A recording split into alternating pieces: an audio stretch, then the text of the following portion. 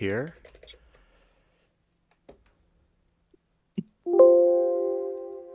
And I'm expecting one or two more people, but let's go ahead and get started. I've put the links to our various streams and downloads as I always do in the chat. Most of you probably already have this information, but it's there if you need it. Let me just set up my Lume Pad for myself here. Okay, a few things that I'd like to announce. First of all, I think most of you received the notification that the Golden Gate Stereoscopic Society is now a nonprofit, or rather, our nonprofit status has been restored. We were a nonprofit. And this has been a long time coming. Having an official status opens up a lot of doors for us. And I will be explaining what that means and what my strategies for how we can take advantage of this new status at a board meeting that I'll schedule for December. And that'll just be something anyone can attend. That will be before our December meeting starts, and we'll just discuss kind of plans for 2025. As a part of that nonprofit status, I think some of you have also received the notification that we are now requiring membership dues again. This isn't because of any increase in our costs. It costs about as much to keep this operation running online as it did when we met in person. But the dues will keep our club viable and help us grow. One reason that we weren't collecting dues is because collecting money with services like PayPal or Venmo has gotten much more strict than it used to. They want tax info. They want to be able to tell the IRS about us. And our nonprofit status makes this possible. So membership dues are only $25 annually. I've already received payments from a number of you. So some of you have paid your dues so rapidly, I haven't even had the time to create an invoice for you. So those who have paid, I'll be sending that out. I ask that everyone who participates for 2025, please make your dues payment when you can. I'm not going to be hassling anyone about this, but it will keep the club growing in the future. The final So thing can that I you want put to a say, link in the chat for how to do yes, that? yes, I will. I'll do that right now. And I will show you what it looks like because I've made a couple updates to the website.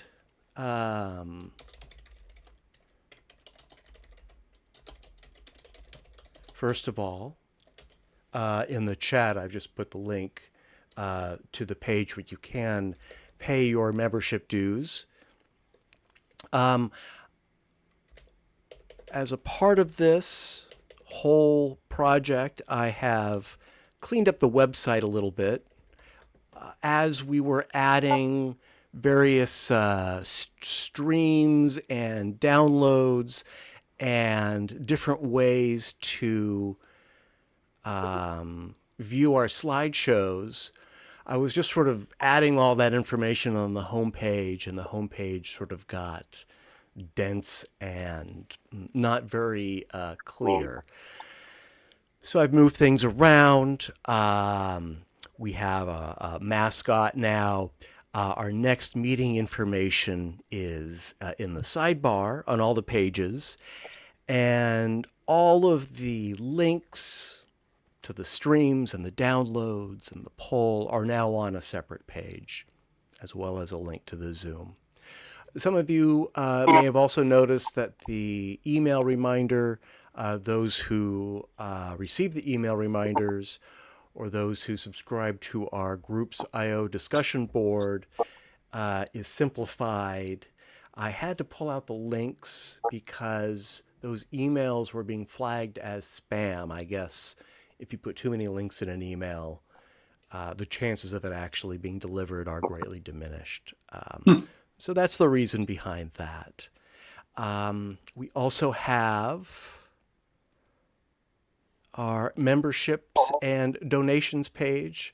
This is the link that I put in the chat, and you can pay with PayPal or Venmo, as we always have done. That's actually nothing new. And there's a little bit of information here for those who are new members. Nothing else has really changed. That looks great. Oh, thank you. Yes. I also plan to do some more social media advertising promotions for our club, and I wanted to make sure that the website wasn't too baffling for anyone who might want to stop by. I just joined up. I've just paid, by the way, Oh, thank you. Yes. so you can't yell at me now. I had no. Sure we can. Oh, now you're one of us. Now, did you One pay of that you in, guys now. Did you pay that in Canadian dollars? Am I going to have to Yeah. pay Canadian taxes on that? Yeah, Canadian money. Well, thank you very much. That's excellent. And those are the announcements I had. A lot's going on, and things are looking up for 2025. Can you believe this is already November? We've got three more meetings after this one this year. We will be meeting in December. Traditionally, we have not met in December. We've had a banquet, but last year we sort of changed things up since we're meeting online. Why not? So yeah, we will have our normal meetings in December, and I'll be announcing those. That's enough for me. Before we jump into the slideshow, does anyone have anything else they'd like to share? I've missed a couple of things. So how did the get together go?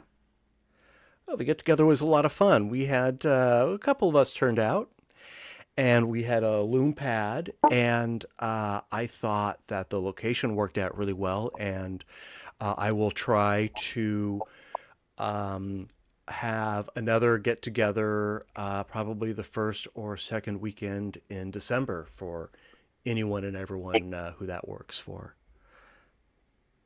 All right. Let's see. A couple of us were there. Does anyone else have anything to share about the get together? Gosh, how many weeks ago was that? 3-4 weeks ago now? Well, it's nice. It was a long time since we had any kind of get together. It was way too long. Yeah.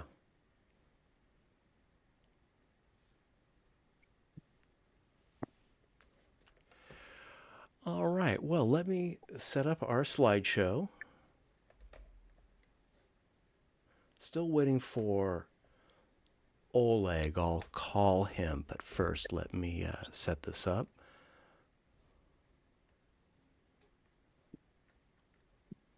Yeah, I admit I was thrown a bit by not seeing the meeting link in the email. It didn't occur to me to check the website.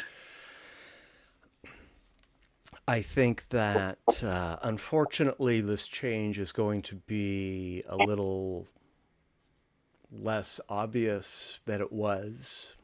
But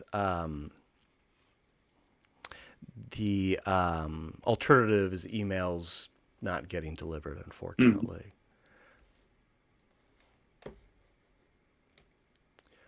I might sign up with a service like MailChimp or something that can actually handle that kind of email, but that's a little too technical for now. Let's look at some photos. And our first batch tonight are by Steve, and the title of this photo is Bunch O' Branches. Steve, you're up. Tell us about this. Probably self-explanatory. We had some yard work done, so Three of my four uh, pictures that I posted are of that. And so this is just, they chopped off branches of trees and were carrying, and I just took a bunch of pictures. And kind of like the red of his sweatshirt with the purple of our garage door and the green of the trees, the leaves. That's a nice little sight line between all the bushes and stuff to him, and then around the back wherever he's walking to. It's kind of interesting. Yeah, it's hard to plan those things when everybody's moving around, but yeah, some of them. Yeah, I'm just Yeah. saying it uses the 3D space well. Thank you. So I can't open this in Leia for some reason. Did everybody else get it opened? I'm having the I'm same watching the trouble. YouTube stream. Okay. So this is really weird because it said invalid URL. I'm having that same problem, Herb. Okay, well then at least I'm glad that I have a little company because then I know I'm not screwing something up. Or at least we're both screwing the same thing up. Herb, Well, I am I'm just also watching the Zoom link, which seems to always work. Yeah, so I was trying to watch the YouTube link. Yeah, it's working for me. And make sure you have the right YouTube link. Oh, is there the more? current. Is there? Well, when I always look it up, I always go into my search history, and there's always like the previous meetings there, so I just have to look at the date on them and make sure I have the right Okay. ones. So let me make sure. I don't want to hold up the meeting, so let me just make sure that it says two watching started 12 minutes ago. All right. Herb, I'm also having that problem with my Lume Pad.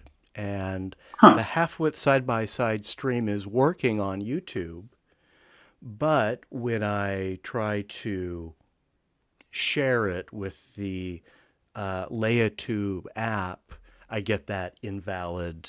That's what was happening with me. So, I'm going to restart. Did Leia have an update or something? Maybe so. I'm going to restart my tablet right now and see what happens.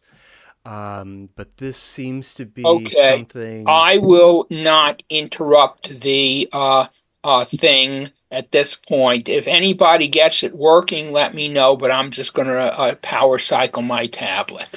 Well, I'm glad you brought it up, Herb. And Steve, sorry to interrupt your presentation, but you're not the only one struggling. I'm restarting my tablet. If it doesn't work, you can still enjoy the Zoom slideshow, and the anaglyph slideshow is also working. And these are half-color anaglyphs. So I think they're generally pretty easy to view, assuming you have a pair of red cyan glasses available. Steve's picture here is all anaglyph legal as far as color concerns. It shouldn't be a problem at all. Indeed, yes. All the greens and yellows. It looks good to me. So, Steve, sorry to take the microphone away from you. Please continue. All right. I don't have a lot more to say about it. Just position myself behind a pile of leaves, which they, send up to the grinder or whatever they call it. Chipper. I was trying to picture it from Fargo.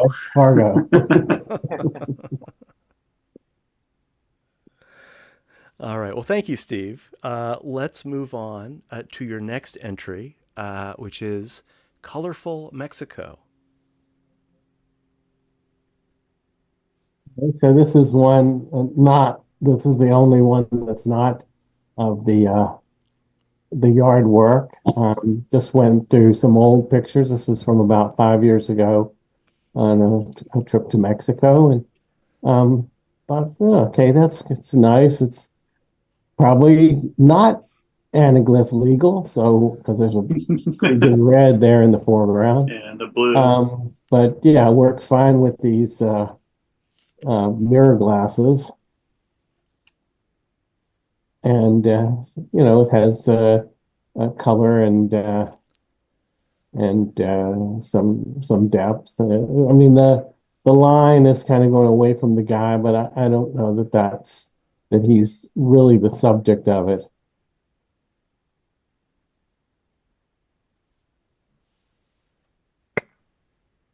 I like that you have the multiple lines of pennant flags. Yeah, I kind of like that just for the depth. But yeah. A little extreme on the separation. I don't know if there's probably nothing to be done about that. Yeah, I mean, when I took it out of the W3, the foreground flags were coming past the window, and I pushed them back and in Stereo Photo Maker. And that's pretty much all I did. I don't think I did any cropping. I probably made the blacks a little darker. I do that a lot.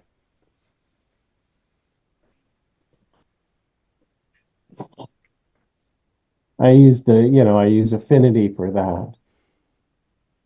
Boy, I'm trying to learn Affinity, and it's a real uphill climb. Oh, you got it?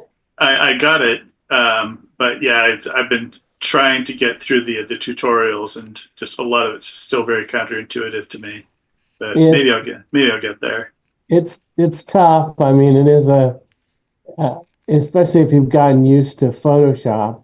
Yeah. I did make, I built some of the keys, the hotkeys, to be the same as Photoshop, which can help. I don't know. I now it's I've probably forgotten how to use Photoshop because I'm so comfortable with it. But yeah, it's terrible. You learn a piece of software and then you have to kind of unlearn it. But it's amazing. That happened to me with Photoshop. I sat down with Photoshop the first time, and I think I just got a demo version, and I had used something else. I think Corel. I'd used a Corel drawing program, and I went, "Oh man, there's no way I'm going to be able to do anything with this." And then I finally just said, "Well, everybody uses Photoshop. I got to learn it." And then, within a few weeks, it was no problem. And I think it's that way with everything. Same thing with Maya. First time I sat down with Maya, I went, "Oh my God, I'll never get this." And then it's like, oh, it gets, every day it gets easier. Yeah. It takes, what is the rule? Some 10,000 hours. 50,000 hours or something. Yeah. Yeah, I think with software it takes about a year. I know that's horrifying. But yeah, I don't think it needs to be as hard as it is. Within a month, you can, get stuff done. That first month is a nightmare because everything is wrong. But it's just get over that, and I love it. I mean, I really love the fact that I'm not paying a subscription. I'll keep plugging. I'm glad to help you in any way I can. Yeah, I might be asking you for some tips. You are the Affinity evangelizer, Steve. Thank you, Steve. Very nice. Let's look at your third submission for the evening. Dangerous work. Yeah, this is just, one of the tree workers climbing up in the tree and looking up at him, as you can tell. And again, it's pretty straightforward. I find it fascinating They use these hooks, these ropes and things to secure themselves. This one's terrific, Steve. Oh, thank you. Yeah. That the sky Yeah. really sets it off. Yeah, we were lucky that day. There were some clouds because otherwise a flat blue sky doesn't give you much depth. Yeah, I like it a lot too. I just wish I could see the chainsaw blade a little more clearly. Mm. Yeah. Like if you were just, a little bit to the right. But otherwise it's great, great exposure, great composition. Nice Yeah, late yeah. afternoon light, too. Yeah. I took a ton of pictures. This was, I think, the best one. Obviously, I would choose the best one. That one I would think was the best. But yeah, it's all about like what is his pose and really wasn't quite close enough to get a good dynamic depth on the chainsaw. He was pretty far up there. Well, he got his face. That's more important. Yeah. Yeah, I agree. What was I couldn't hear what you said. You got his face. His face is well lit. Yeah, I got his face. That's true. Yeah, some of the ones, a lot of them are his head basically hidden by some leaves, or his head is turned the wrong way. This one, yeah, and had some decent depth with the branch in the foreground.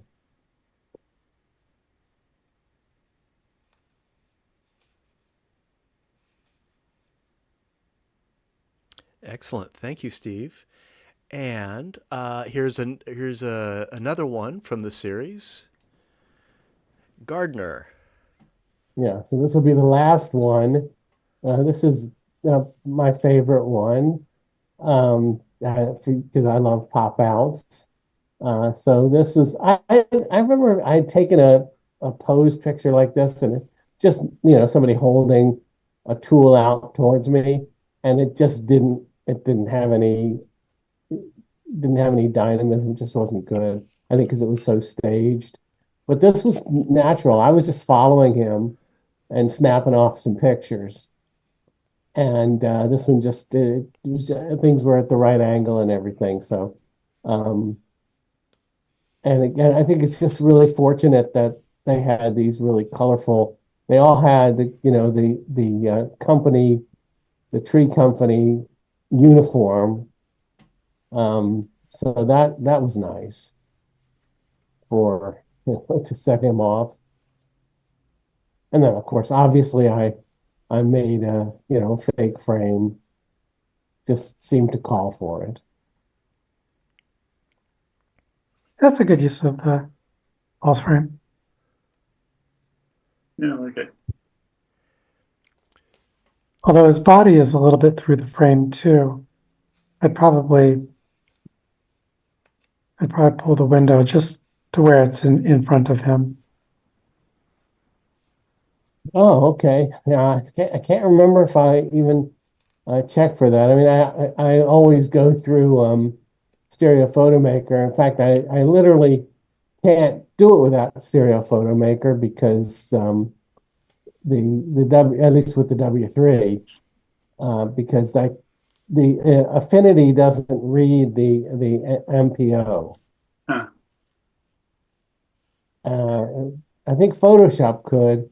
Although Photoshop was weird, when I loaded it, it would come out as anaglyph. Yeah. So I still had to use Stereo Photo Maker. Affinity doesn't recognize it. So I don't know if that's a plus for Photoshop. But like I said from the beginning, Affinity is not necessarily better than Photoshop. It's much cheaper. There's about a half a dozen things I think it does better than Photoshop. But yeah, it's just I don't like the subscription thing.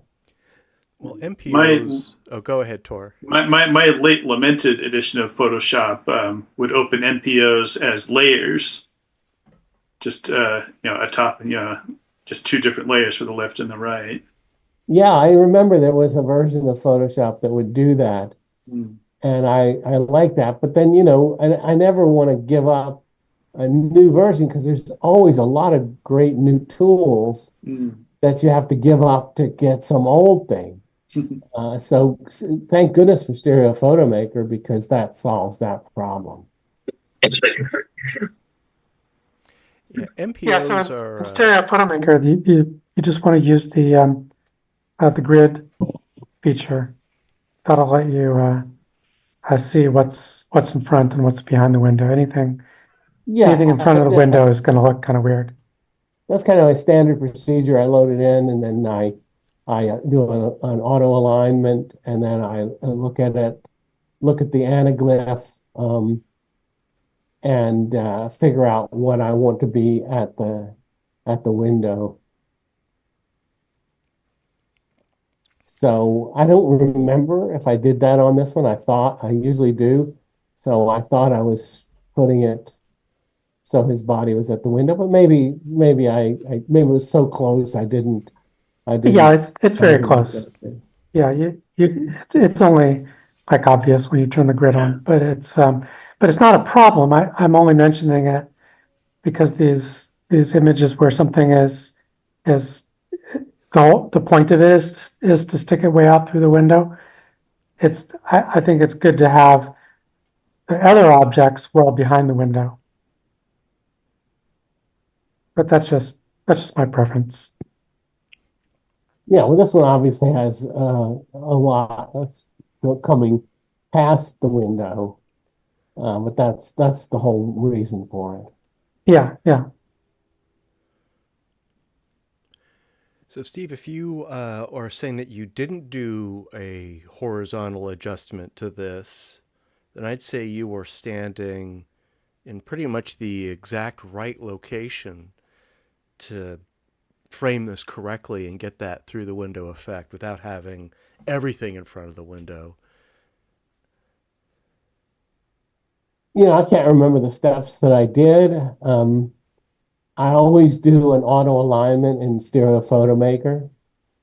And I usually hit Control K. I don't exactly remember what the name of that tool is, but that's the one that gives you an anaglyph picture where you can see the left and right over top of each other. And then I shift it so that, and I usually wear the anaglyph glasses while I'm doing that. And then I take it into Affinity to, either do paint out stuff that's has some retinal rivalry or in a lot of these cases, I've already made a preset that, increases the contrast just a little tiny bit. It actually doesn't increase the contrast. What do they call it? It's a gamma adjustment. It's like the raw filter.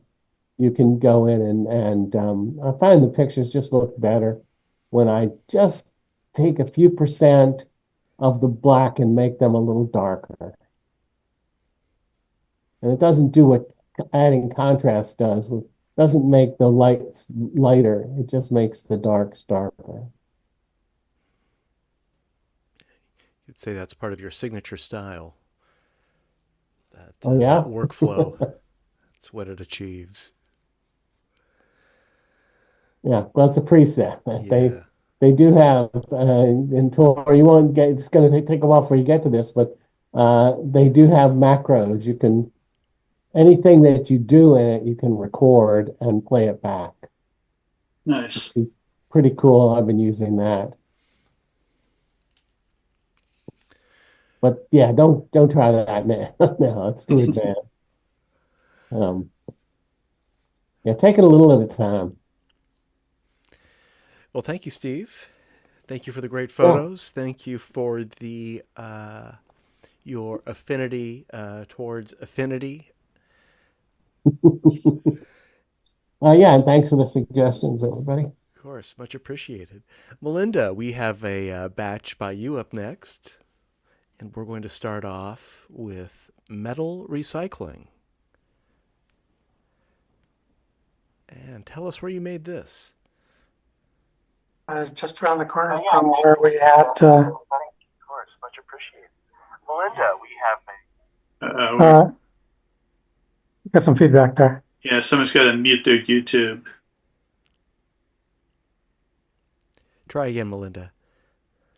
All right, so yeah, this is just around the corner from where we had our get together when I left. I just went right past this, so I stopped and took some cha-chas through the chain link fence. Yeah, really interesting site. It would be if you can somehow talk your way in there. There's just some incredible stuff going on, but they're pretty watchful, and at least while they're in operation, I'm sure it'll be difficult to impossible to get any sort of access. But you can see through the fence in a couple of places, so it's worth taking a peek. It's pretty fascinating. I think these cranes, I think they had probably stopped work by the time I came back. I saw it first on the way to our meeting, and it was pretty impressive with all the cranes just flying around. And then on the way back, I think they were shut down. So it was pretty easy cha-cha. Yeah, great result. Yeah, thanks. It's yeah, I was pretty pleased with that too. Excuse me, this is Oleg. Can Hey, you hear me? Can hear you Yes. loud and Yes, clear. hi, Oleg. Okay, good.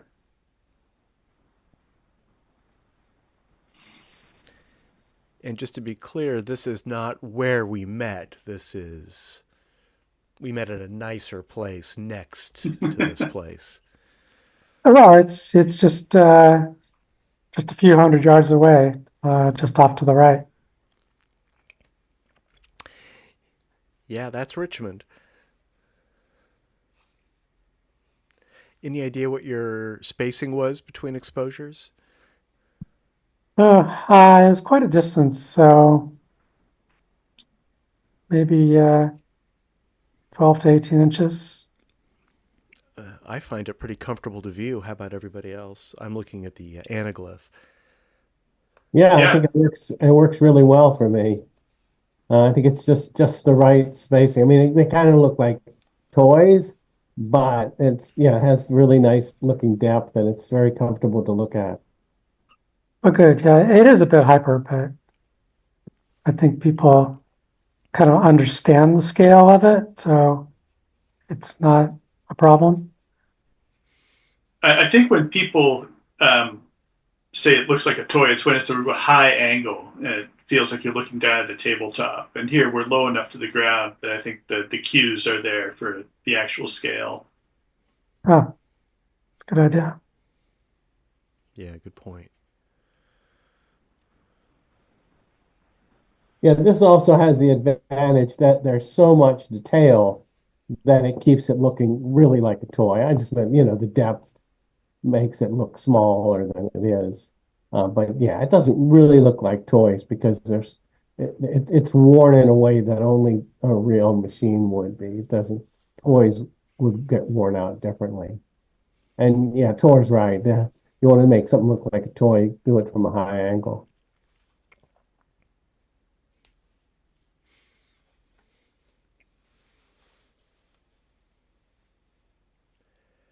Oh, very nice. Thank you, Melinda. Next from Melinda is split staircase.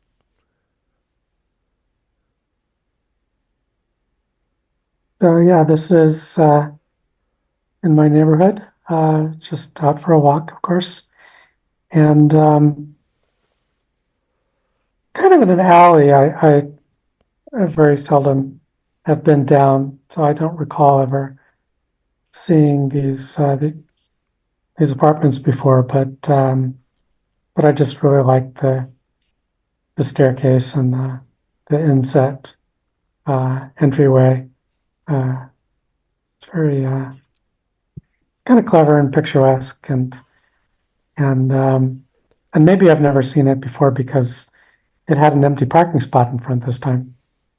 There's a lot of pictures I'd love to take if I could just get the damn cars to move for a little bit. But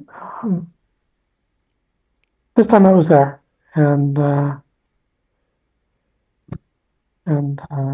so yeah, it's nothing spectacular, but I think it's fun. It's a neat subject. It almost looks like a mirror shot. Yeah, I went for the full symmetric composition. Usually not a good idea, but I don't know. It just seemed right. Yeah, wonder how many- I really like this composition, kind of like Wes Anderson. One of the things I find fascinating, and I've seen this a few times, a picture that could work. I'm looking at side by side. I think this is the only way this works, is that it could work as a single picture, if you know what I mean. The side by side? The side by side Yeah. version. Oh yeah, well look at how the window matches up. I'm looking at Yeah, the it Oh, could that's a make good the point. infinity picture one that you could just keep adding to the right. It's so close. I don't know. I think somebody else had a picture like that a few months ago, and it started me thinking about how could you do that and make a picture a side by side where you don't know where the seam is. Yeah, that's an interesting idea. If I could force that seam to fit, I I don't think would it'd be do that that. hard. Oh, I'm not going to try, but please show me that I'm wrong. I might tackle that. That'd be great. I'd appreciate that.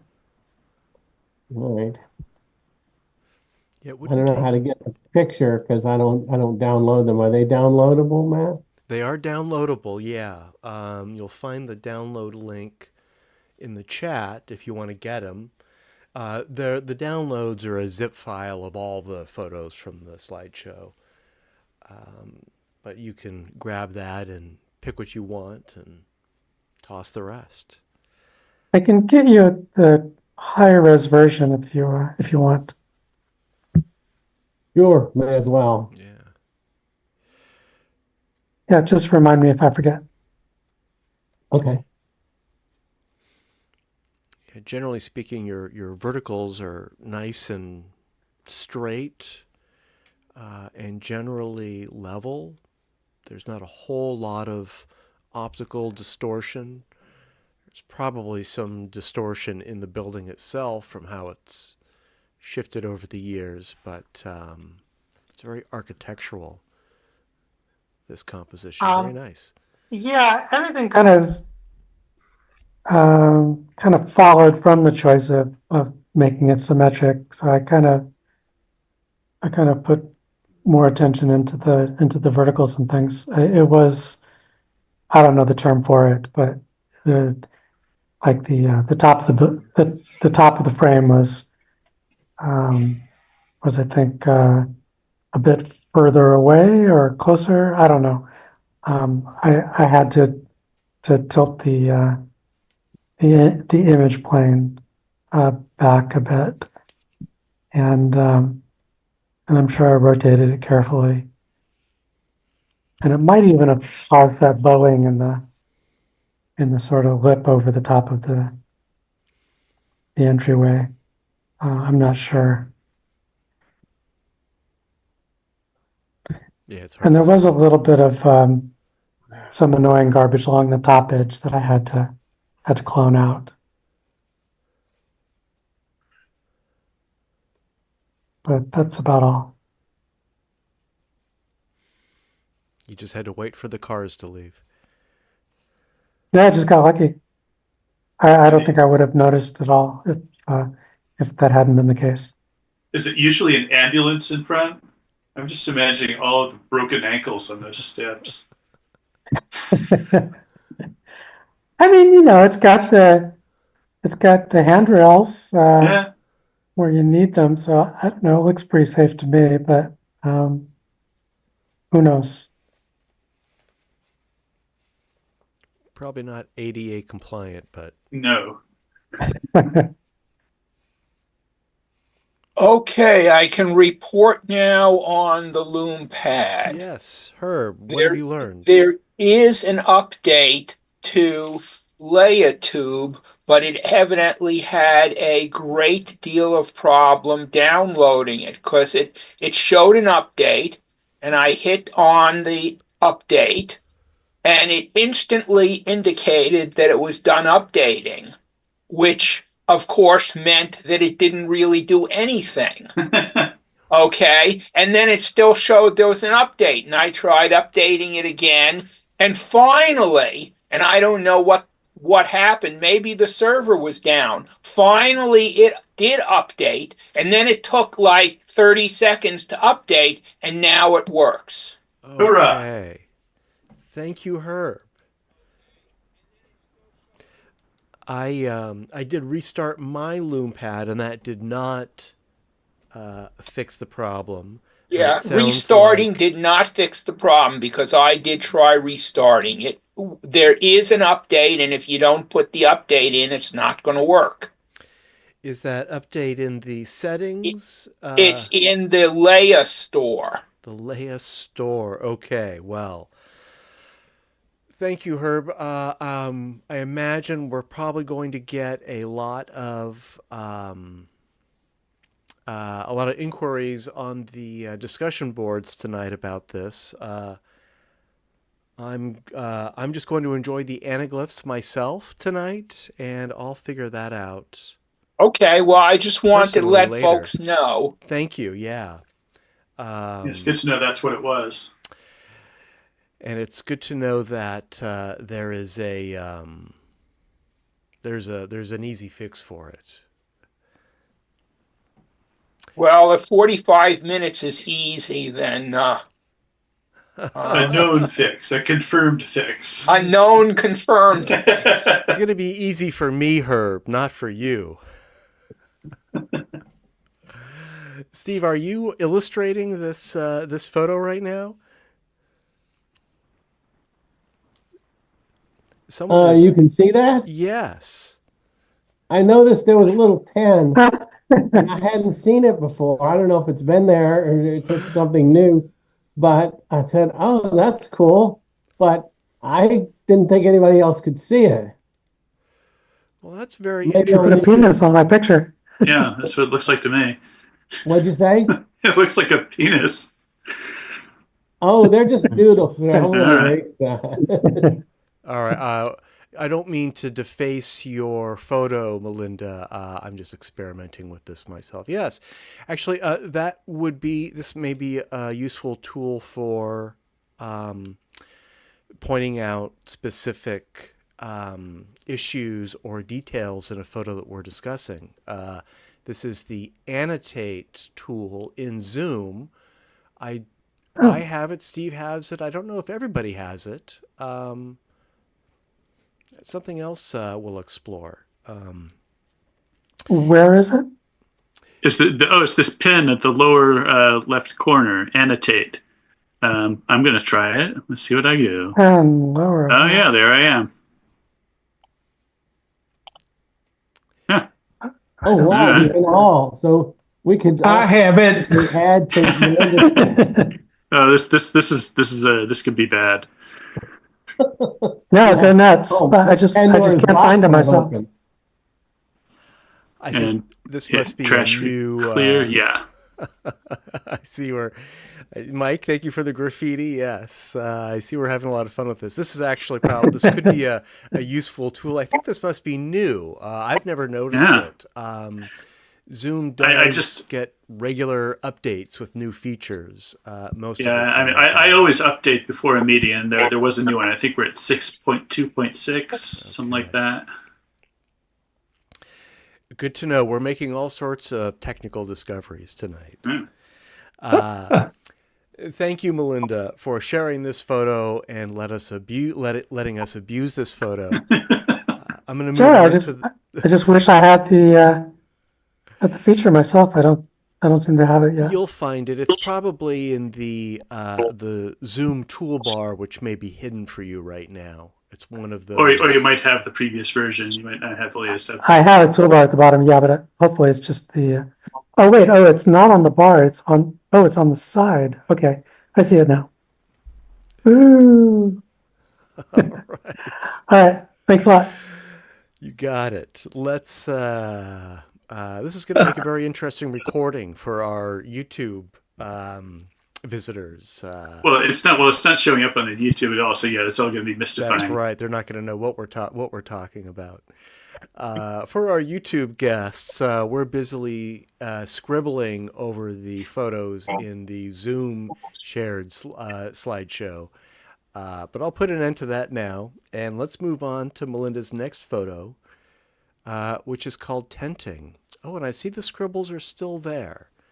I was wondering about that. How do I delete It's the trash can icon in the toolbar to clear them. Clear all drawings. There we go. Okay. Okay, I think we're back to where we were. Melinda, tell us about tenting. Yeah, so this is just shot out of my living room window. And I don't know if I think they're painting or something. So this is to protect the neighboring buildings. And I just noticed when they started to drape all this stuff on the side of the building, and it was a beautiful day and nice lighting, and so I thought, I'll take some snaps. So these are just a couple of cha-chas, maybe 6 to 12 inches separation. So did you have to clone the people? Getting some feedback. Is that from you? I don't think I have feedback. Did you have to clone the people? Oh, yes, I had to touch each of them, I think.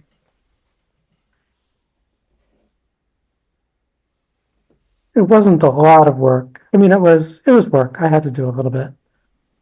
Yeah, well, you did it well, because I couldn't detect. I was about to ask you how you took this picture, because I knew it wasn't with your phone. Yeah.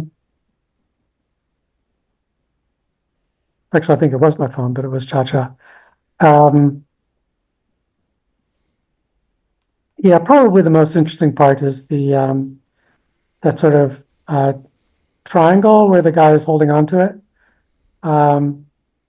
He had moved enough that when I cloned him over, I wanted that part to be sort of correctly folded over the edge of the building. So I selected just that triangle and used the skew transform. And it was hard to be accurate, but it definitely did the right transform. That's about the only interesting part of the cloning work. And I don't think I had to clone or really touch anything besides the guys and their stuff. Oh, the clouds moved a fair amount, so I had to clone them too. Yeah, it looks pretty flawless to me. Well, thank you. I don't know. I always expect to see birds in some of your shots here. Like, You're going to see birds in just a minute.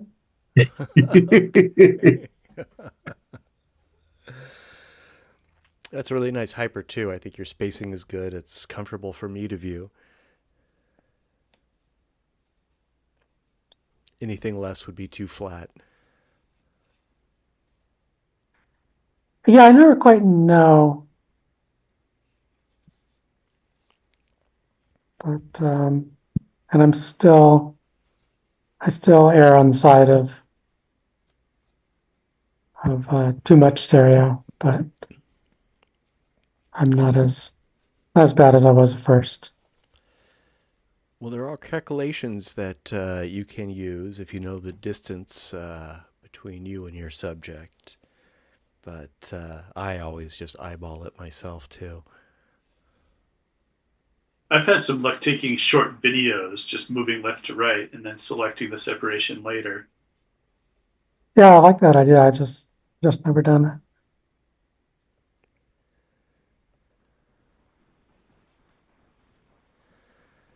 Yeah, very nice. And you said something about birds. Let's see. Oh, here we go.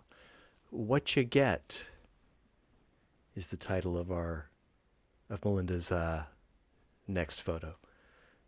There we go. That's just gorgeous as usual. Just beautiful. Oh, thank you. So that's enough birds for you? So this was... I always like your bird shots. I always like those bird shots. Yeah, me too. It's not a lot of birds let you get too close, but the pigeons are pretty affable in that way. And today these pigeons were really hungry. I don't really go and feed pigeons and stuff too much, but I was on a walk through the ILM campus, and I happened to have some breadcrumbs for birds. And normally I'd be trying to feed the crows, but the birds came over right away. I think this was a little earlier in the day than I used to, than I might usually get out there, and they seemed like they were very hungry. And as soon as I put some food in my hands, they immediately jumped on there, and then more of them were jumping on my head and shoulders, and I was kind of kneeling, and pretty soon, I mean, there were so many birds that I could feel the weight of them kind of holding me down. It was such a weird kind of thing to be mobbed like that. But yeah, I just held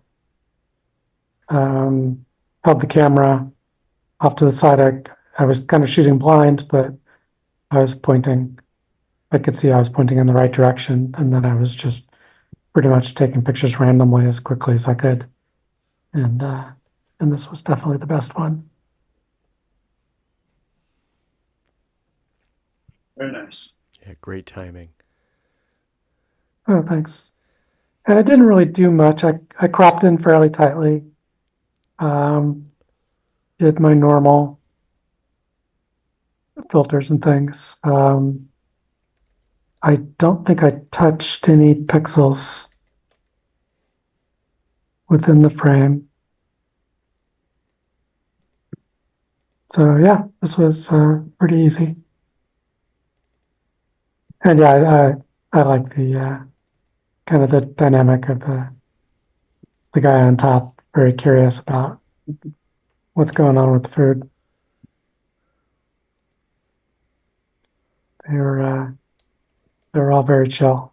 Oh, and at one point, I had all these birds on my hand. I thought, well, would they even let me touch them? And sure enough, one of them that was feeding was perfectly fine with having me pet them, and even hold even grab it and have its wings pinned in, and as long as it could get to the food, it was not going to complain about anything. Very, very chill birds. I guess I'm just so used to the crows, which are much more skittish, and it's surprising how tame how tame pigeons can get. Well, they're bred to be. They're bred to work for us. They're supposed to be around us. Now we treat them like vermin, and what are they supposed to do about that? I don't know. I mean, it's definitely a symbiotic kind of relationship. Both the crows and the pigeons are definitely evolved to live in our spaces. as are the rats. So Sure. maybe that comparison is apt. However, I think that rats get a really bad reputation as well. I think they're quite amazing animals and very smart and friendly. And they're not particularly dirty either, but that's just the either the conditions they live in or just propaganda.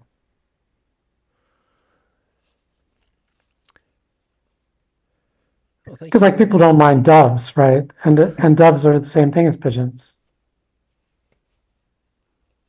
So it's just prejudice. Well, I still think you're brave for Brave? For hosting these pigeons, for being so accommodating, and you definitely had the right camera to capture them. Yes, definitely. That's maybe why I brought the food. I don't remember.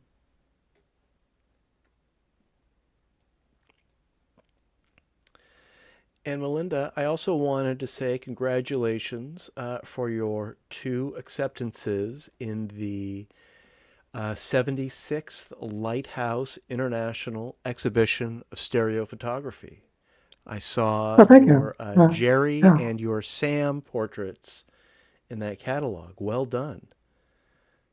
Yeah, thank you. I guess they like portraits. Yeah, I don't think they get very many of them. Oh, They yeah. I definitely don't know stand out. anything about their or what that community is like. Well, it's an achievement. No, thank you. I appreciate that. Yeah, they were very, closely scrutinized by the judges. They had plenty to select from. So keep it up. Yeah. Yeah, I see Jack posthumously also had 2 acceptances, and one of those was an honorable mention. But moving on. Thank you, Melinda. Hmm? That was a great batch of photos. Oleg, how you doing? Are you with us? Yeah, I finally got on. I couldn't find the link to your Zoom meeting. Yeah, sorry about that, Oleg. I spent the first part of the meeting explaining that I moved the link to the meeting on the website. So it was kind of a catch-22. You had to find it to find out that it had moved. But I'm glad you found it. And it'll stay that way for a while at least. The idea, of course, is to make things easier. Sounds like I made things a little harder for you, but I'm glad you made it.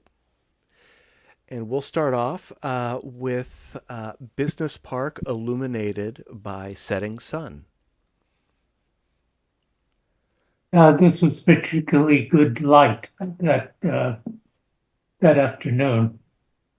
That took about a dozen pictures, and they were all beautiful. The colors just stood out.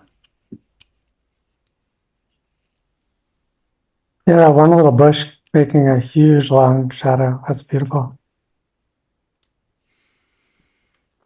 I love that bright water too. That electric blue. Yeah, I matched the color to the sky.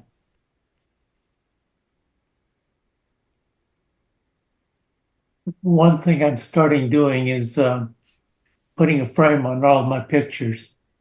Yeah, I Because noticed.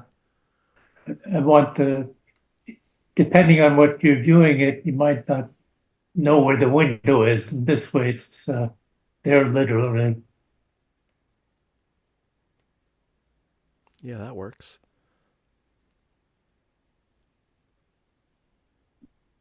Yeah, and frames add an extra 3D element to the scene. So I think it helps with simpler images.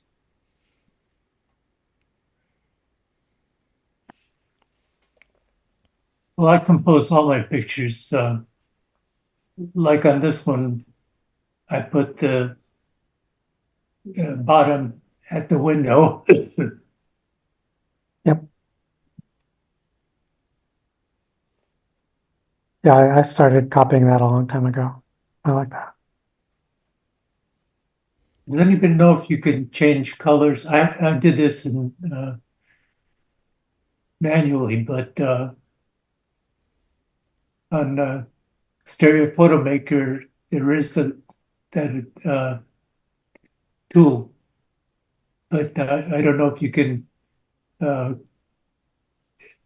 What I'm trying to do is figure out what's the best thickness of the, but and what color to use. Well, I think your color choices are fine. I like what you do with the color. The Stereo Photo Maker's border tools are pretty good. And as far as width goes, I've just been using well, I used 4 pixels for a long time. Now I'm using maybe 5 or 6 or something, but I'm still using a pretty thin border. I don't like it when people use like super thick borders. This one is fine, but I wouldn't go any thicker than this. This is, I believe, 50 pixels. 50.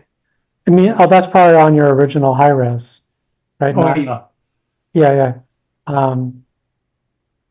So I don't know how to. I don't know what that comes to on this image. Well, I can find out. Hang on. Like. And does anyone know, is there a way to set the border width and the border color in Stereo Photo Maker? Yes. So just what is it? Alt B? No. Hang on just a moment. Sure. Yeah, Alt B will bring up the border tool. Yeah, you can just click the color button and Oh, there we go. you get the color picker. You can make an inside border and an outside border and turn them on and off independently. You can use a different width for the display that you use to view and compose, and a different one for when you go to save it. And it's a little tricky switching back and forth between saving and viewing, because you normally want to make a couple of different changes. So it's a little time consuming to do that, but it's worth fooling around with. Okay. What's the name of that tool? I can't hear you very well through your microphone. So the tool is what?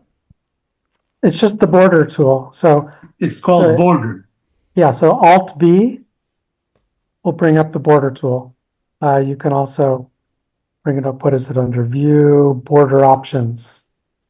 Good, I'll be using it. This took me about a half hour to do. Yeah, there's no point in doing that. And it'll even do curved inner or outer borders if you want to. So it'll have pretty much everything you want and almost nothing else. The only thing I don't like about it is when I use it to save the final image for submission, I want it to be at 1080 pixels high, but if it has a border, then it will add the border to to whatever numbers you entered. So it ends up bigger than 1080. So I have to just mentally subtract. So it looks like your borders here are like 15 pixels. No, So 25, 50, and 100 is what I've been using. I'm saying in the image that you submitted, so your image you submitted is 1080 high. So about 30 pixels of that is used up for the border. So if you use the border tool and you enter 1080, then you'd end up with 1080 plus an extra 30 for the top and bottom borders. So you just have to do the math in your head. So if you're going to make a 10 pixel border, then you need 10 for the top and bottom border. So you have to reserve 10 pixels for your height. So instead of saving it as 1920 by 1080, you save it by what would that be? 1060. And then it'll add the extra 20 pixels, which will make it exactly 1080.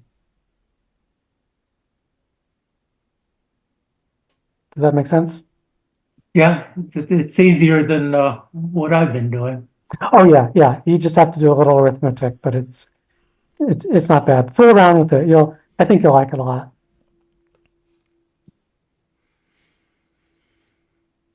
All right. Well, I love the beautiful light in this one. Thank you. Oleg, let's look at another one by Oleg. Hula hoops match color of decorations. Yeah, this was at the museum in Novato. They had this event. And I liked the hula hoops because they're the color of the, whatever you call it, rainbow that they put. That rainbow goes all around this park.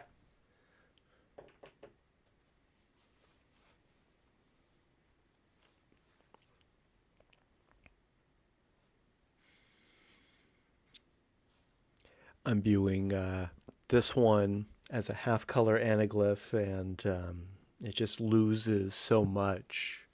This one is all about the color. You've got to see it in color. You've got to see it in color, yes.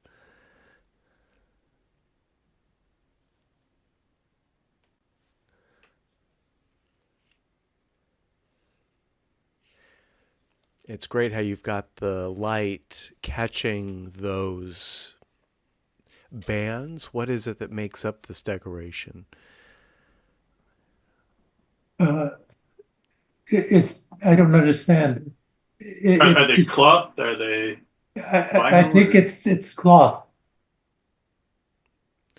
Yeah, well, it's picking up the sunlight. It's very vibrant.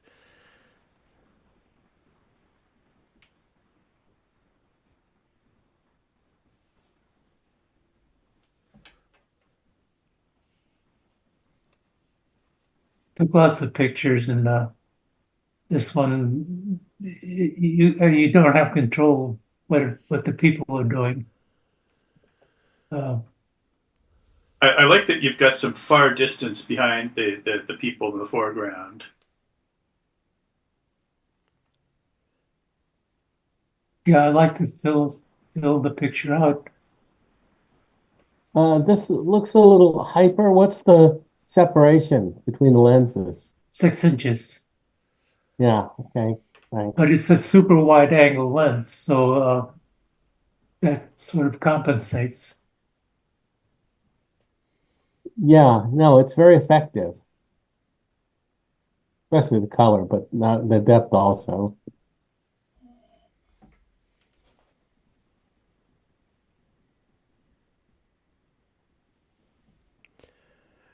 All right, thank you, Oleg. Next, by Oleg, is pair of couples approach a pedestrian crossing. Yeah, this is one of those that I ambush people. I set up my tripod and wait for something to happen. In this particular case, there was two people on the right and two people on the center left.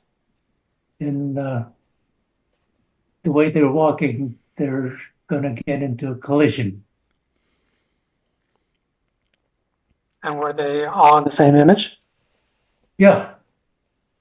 I made one slight adjustment on the couple on the left side. I put them more closer together so they look like the ones that are coming out on the right. Now, is this a shot that you took a while back? We've seen the same view, I know.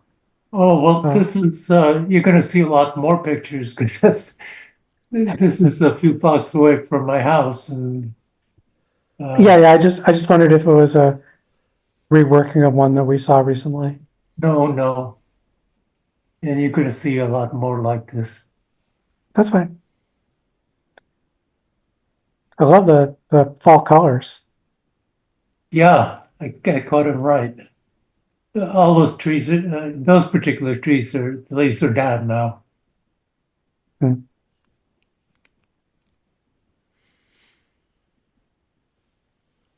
looks like the couples are going to converge right at that intersection, right where X marks the spot. Yeah, that's, I was watching them and I think I hit him at about the right spot. Yeah, And neither couple has a stop sign.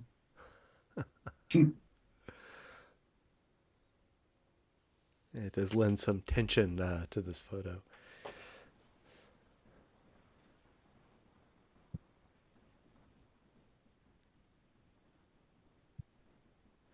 All right, and then number 4 from Oleg's group is visitors at Novato Museum's painting gallery. Yeah, this was the first picture was outside, and this is the inside of the museum in Novato.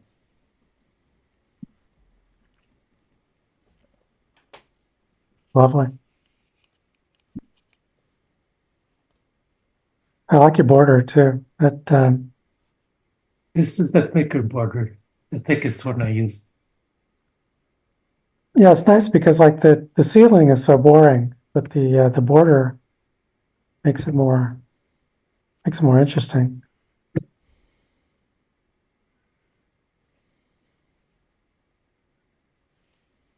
Yeah, I'd say the border helps.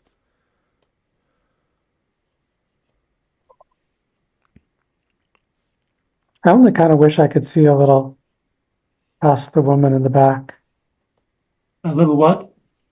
I wish I could see a little bit past the woman in the back because the hallway continues and the light is brighter back there. So my eye keeps getting drawn back there. It's not a problem. No, I do deliberately left it like that. I could have cleaned it up, but I like to have a little disturbance in the picture. What's your philosophy about that? It sounds like you have an interesting idea. I didn't understand that. Oh, what's your thinking behind having a disturbance in your image? It sounds like an interesting idea. Well, this picture is not too active, so I wanted to disturb the eyes a little bit. Interesting. Decided to do it at the rear of the composition. Yeah, so that's deliberate. Oh, that's interesting. I could take it out easily and it would just look normal. What happened was if you look at the lighting, the indoor lighting is yellowish. And if you look at the right side, the bluish, that's light coming from the outdoors. I see.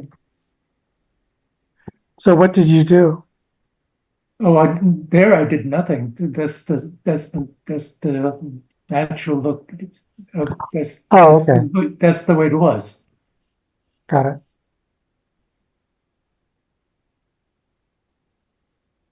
Yeah, it's interesting. Yeah, I'd stick with your creative decision.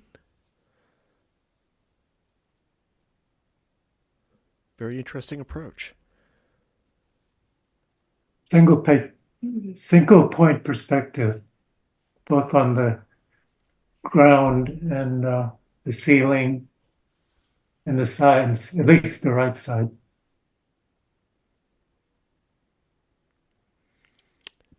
And even the tracks for that track lighting on the ceiling.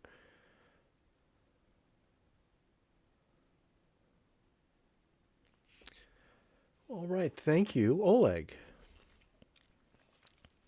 That was Oleg's open group for tonight. Peter Sinclair, are you with us?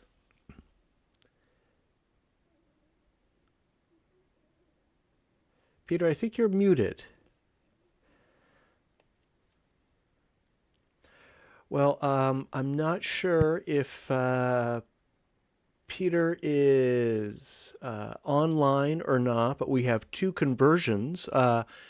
I received these a while ago. I'm not sure if we have seen them. I don't think we have, but I'll put them up. The first one is Robert Kennedy, Buffalo, 1964. I'm here if you need any comments or anything. There he is. Yes, Peter.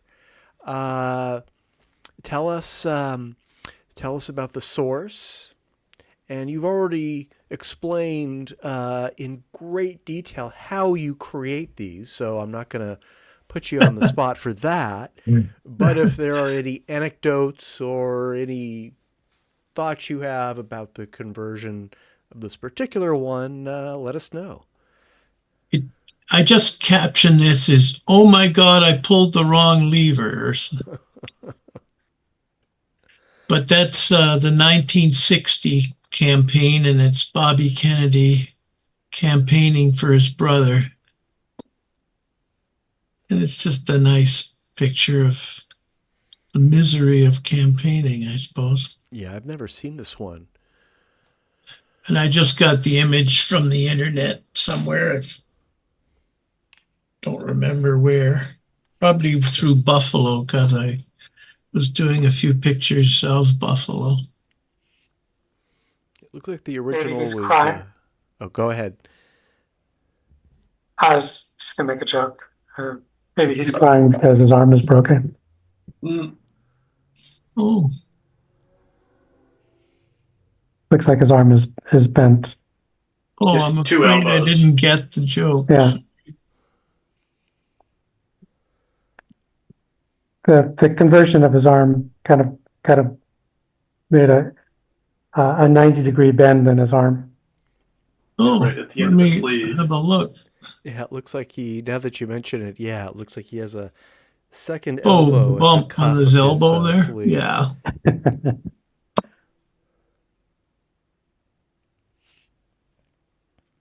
So that's all on that one. I'm not sure what people reach out for. I guess that he'll shake their hand or something, I guess. Now they hold up their phone and take a picture. Yeah, now it's phones. It will last longer. They don't want to hold up their speed graphic. And Peter, this is Wendell Willkie, 1940. Yes, August 17th, 1940 in Elwood, Indiana. That's a really nice high resolution photo. Did you get this from like a service or something? I think I topazed it up, I think.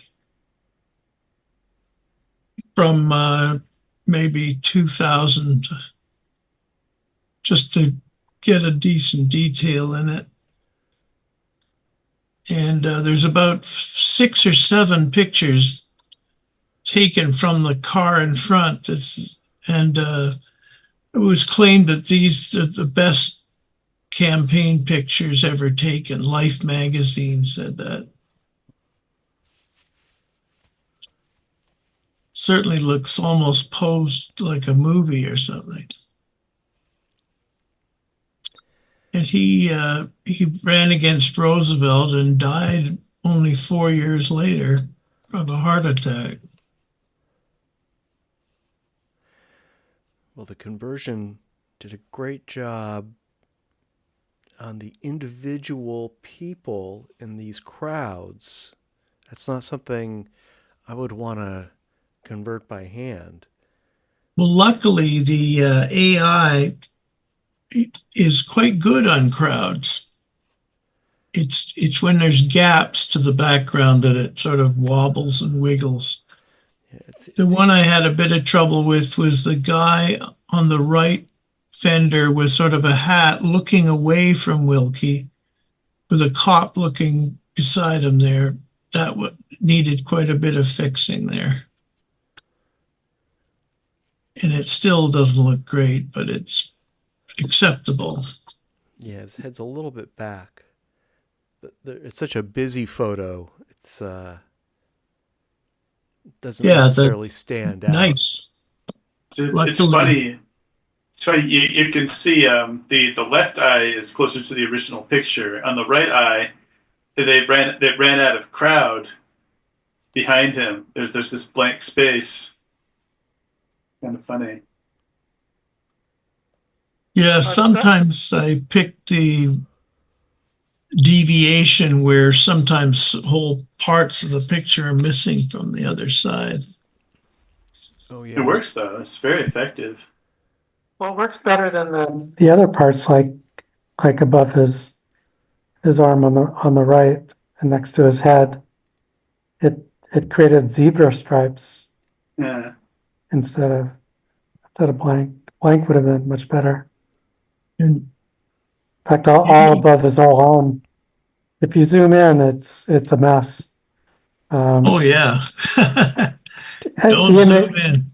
Yeah, when you step back, it looks fine. It works good at the full resolution. But yeah, zooming in at all, there's big problems everywhere. And telephone wires are always a misery when in city scenes. Yeah, these wires are going straight across. If they were coming toward us, then they'd be going straight up or something. Yeah, and luckily they're way in the background too. So now this passes the spin test. You look at it quick, and yeah, nothing really seems weird. well, that's how I do all my photos. If it doesn't look super weird, I stop fixing it. Yeah, I think it's a fair philosophy. Otherwise, you'll never stop. Especially with one like this, you could spend a lifetime making it perfect. That's why I admire the people that can do these things perfectly, virtually.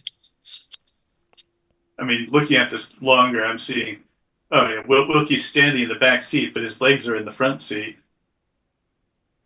Yeah, going through the windows of the cars. Yeah. Yeah, his legs are a bit forward. Oh yeah.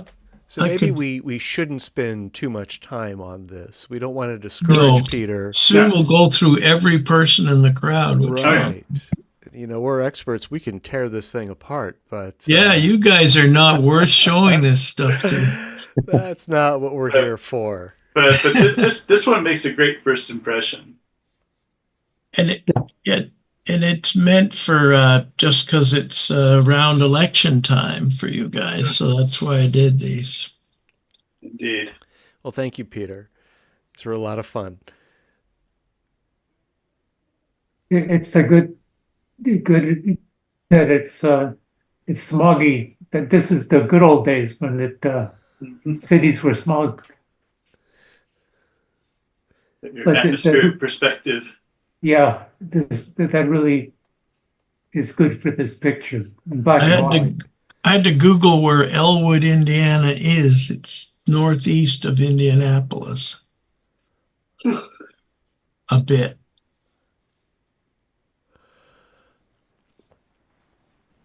All right, thank you, Peter. Okay. I've got a batch coming up next. The first one, as sounds turn to noise from behind, as sounds turn to noise is the name of this statue, which is at the Embarcadero. And this one doesn't really work for me. I'd really like your feedback on this. I almost didn't enter it, but I feel like it has potential somewhere, and I really liked the light that I captured this in, so I really wanted to try to salvage it. I was going for sort of an Olay composition with different frames to look through, and that's what I was after. What do you guys think? Well, I like that you have all these unobstructed human figures in their own little framings. I feel like the entire composition could be pulled further back. Like I want the bottom of the stall. I want the top of the buildings. Okay. Maybe a wider base would serve this one better. I feel like there's a fight for attention. Either the figure, of course, because it is a figure and it's so big and it's black. And then there's this, brightly colored rainbow. My eye is it's a war between these two. I almost feel like there's two pictures here. They don't quite go together. There's even like a pretty strong dividing line between them. The post, the tent. Yeah. I like the fact there's no color in the woman and all that color on the hanging towel or whatever it is. I like that contrast, actually. I think that could be interesting, but the fact that it's divided right down the middle is creating a problem for me. Well, that is kind of the Oleg effect, right? It's a thing. It's not generally how I'll make compositions, but Oleg's been fooling with this for years now, and it's fun to see somebody else kind of emulating that. For me. I'm trying. I'm not pulling it off. No, it's good, and I think that Tor got it exactly right. We got all these other people well placed, so it's like not a problem, and at least two of them are looking at the big statue, so they're involved in whatever is happening here. So that does sort of help tie it all together. Here's an idea. Uh-huh. Crop the top of the picture down to the base of the blue awning. Just have the statue from the waist down. Something like, oh wait, let me change my crop settings here. I'm going to try that.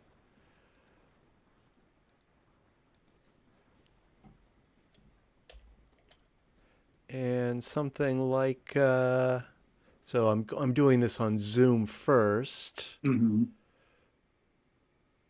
Yeah, right about there. Something around there, something kind of like that. Maybe even cropping out the blue awning altogether. Oh.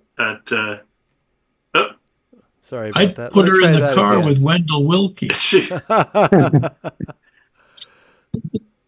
But yeah, that way we still have all the people, and I think it makes the scale of the statue more imposing.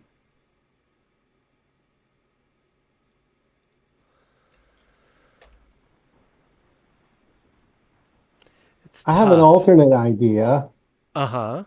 Um, keep the whole figure top to bottom, but cut out the rainbow flag. Just make it a more vertical Yeah, make it a composition. vertical design. That keeps all the people in. You could even get part of the blue part of the flag. I think that would be okay. That would probably, what you got there would probably work. We could have a special little contest for next time. Everybody can just like submit one crop of this image. That's You not a like bad that idea. better, Matt? I'm here. Let me do Like this the- on all of our streams so we can all see what we're talking about here. I think like that does better. sell the scale better. I like that better myself. Yeah, I like it. I like it too. It's just missing one of the. It's a kill your darlings situation. Yeah. Yeah. Well, everybody does it. Yeah. Both ways. I mean, you got to be ready to try it, right?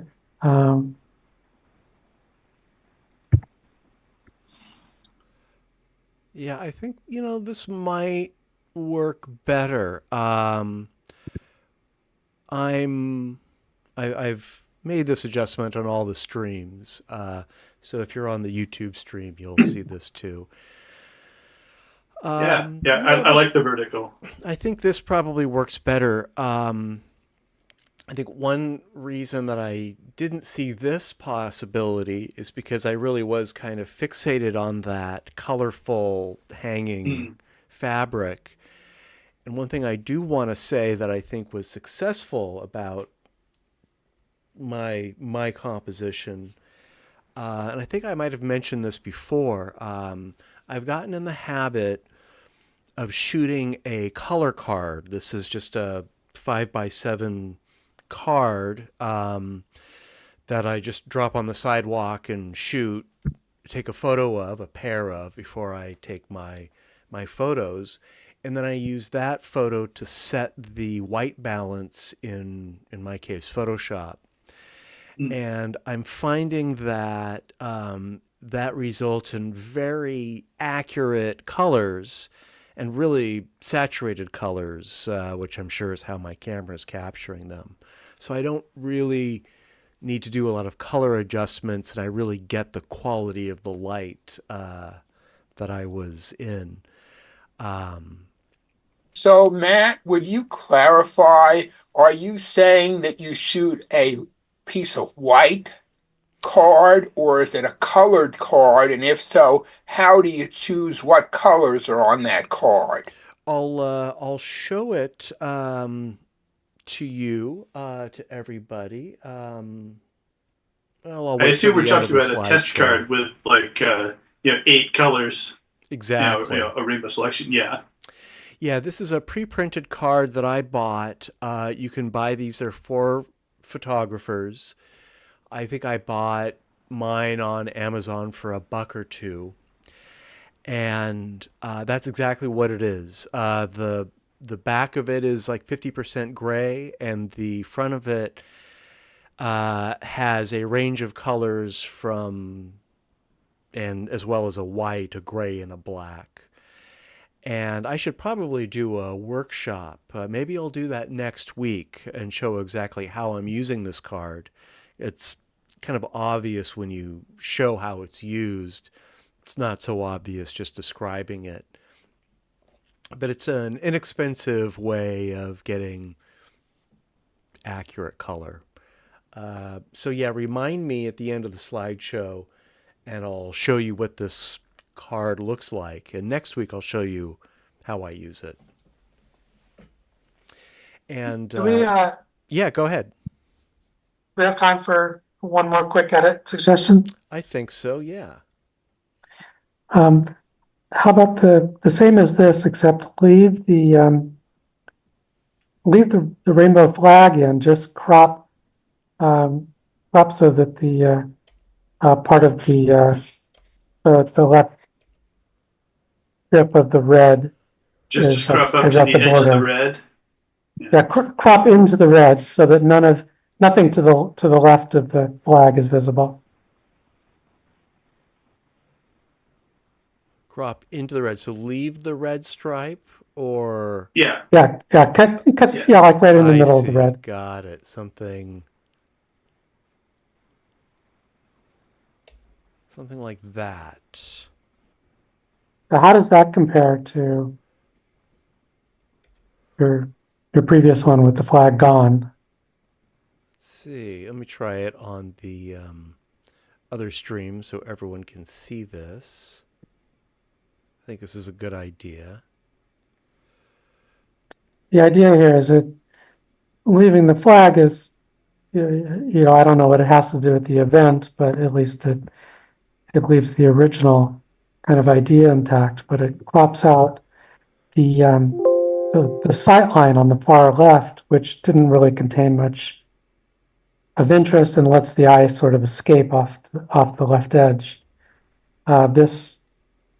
This keeps the eye in the frame like your crop did, but just includes the rainbow flag. Yeah, I like that. So it just depends on what you want the image to do. Yeah. Yeah, I think the colors still do distract from the sculpture, but that's definitely easier on the eye than having the far distance in the left hand side.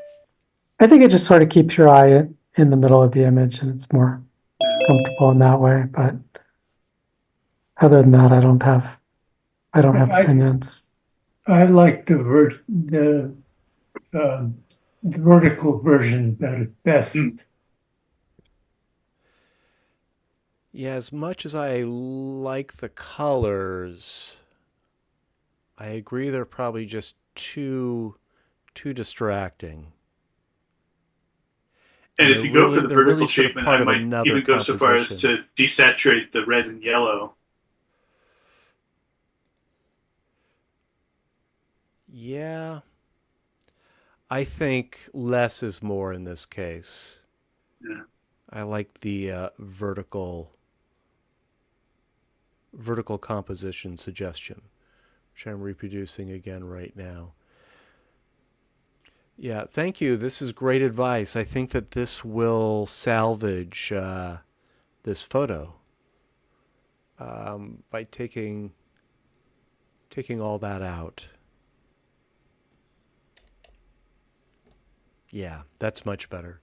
And it's a great public work of art. I encourage everyone to drop by the Embarcadero and see it. As well, the Transamerica Pyramid Redwood Grove, that public space, has new public art, and I recommend you drop by and see that. None of my stereo photos turned out of that, but it's nevertheless a great place to visit. Thank you. Can I add one more thing? Yeah, please do. What I would do on the distant pole there with the signs, I'd increase the saturation so it matches the saturation of the top of the thing on the left. Of the blue. Yeah. Blue tarp. Make that blue the same. Make the distant blue the same as the nearby blue. Just more saturation would do it. Yeah, right there. Those things right in there. For those on the YouTube channel, I'm just annotating the Scenic Drive sign and the green sign, bike lane sign below it. Okay, yeah, will do. Make those match. How about the man's shirt? He's wearing a blue shirt. There's all sorts of colors to match here. That, of course, is more Oleg's realm, but yeah, will do. Thank you, everyone. And welcome, Bob. Saw you came in. Yeah, we're just we're leaving on a 2-week plus trip tomorrow, so trying to get everything packed up. I get it. Well, you came at a good time. Deciding on gear. I'll lay everything out. Everybody can help me decide which thing to take. Well, we haven't gotten to you yet, so your timing is good. Next up from me is, and I'm not going to save this edit, but You could reference it on the stream. Yes.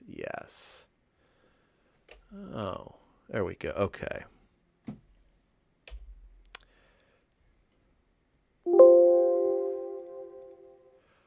Oh, bear with me here. I think it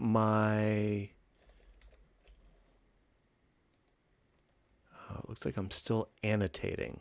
There we go. Okay.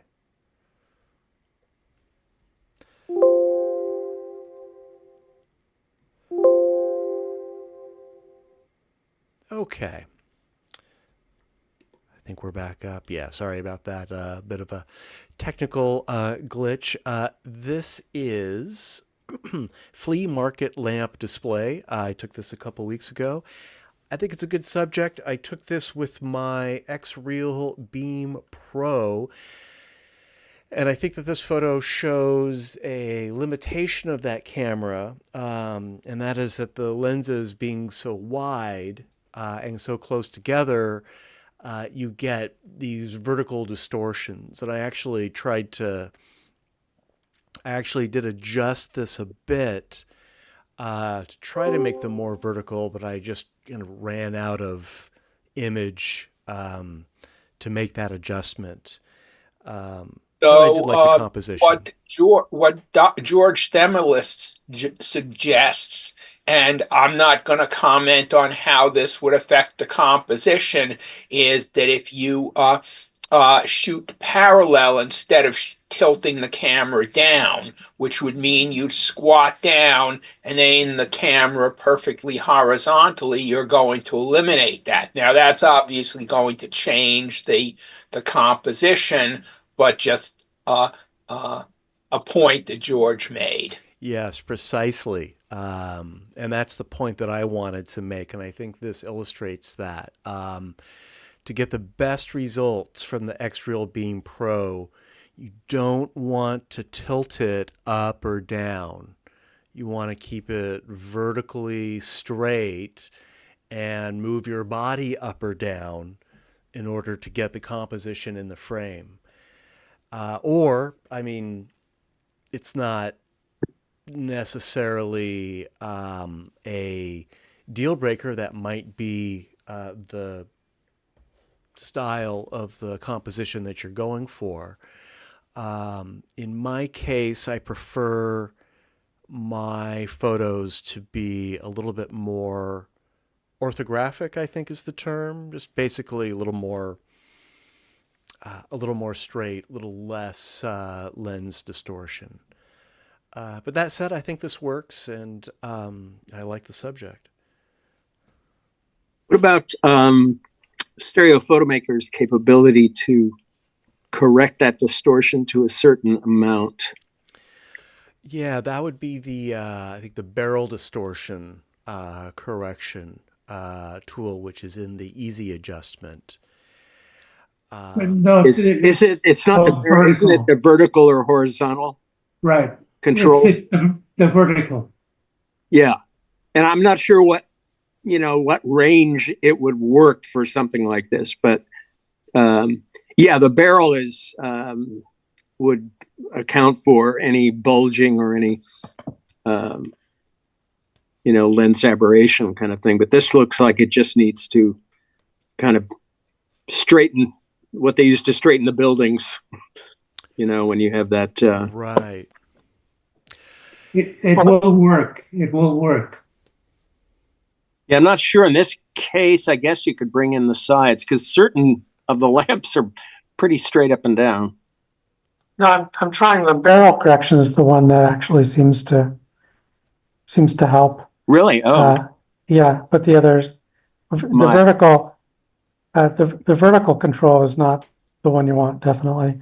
But horizontal almost works. But barrel is the one that will pull this like this the lamp that's through the window, it'll pull it back a little bit. But I don't mind this at all. I mean, it's Yeah, I don't either. it's a wide angle lens. That's what wide angle lenses do. Everybody is familiar with them. I mean, sometimes I'll try to get my verticals straight just because people seem to like that, but I mostly don't care about that at all. Yeah, and for all we know, those lamps could have been built that way. That's right. It'd be fun to make something intentionally like that. Yeah. No, it doesn't bother me at all. I think the composition is kind of nice and adds a little bit of direction toward that front lamp. Yeah, I think it looks good the way it is, except that the picture seems to maybe a little overexposed, and I'm having a little bit of difficulty with that bright white building in the background. Yeah. Probably wouldn't be too hard to grab that and darken it. Yeah, that's a good point. I probably should darken that. It is Put a just gray box over it. block. Yeah, make it into a USB plug or something. Your famous gray box. Yeah, I think you could probably darken a lot of the highlights in this. Yeah, I'll do that. It was a bright day. I don't recall if I ran this through shadow highlights.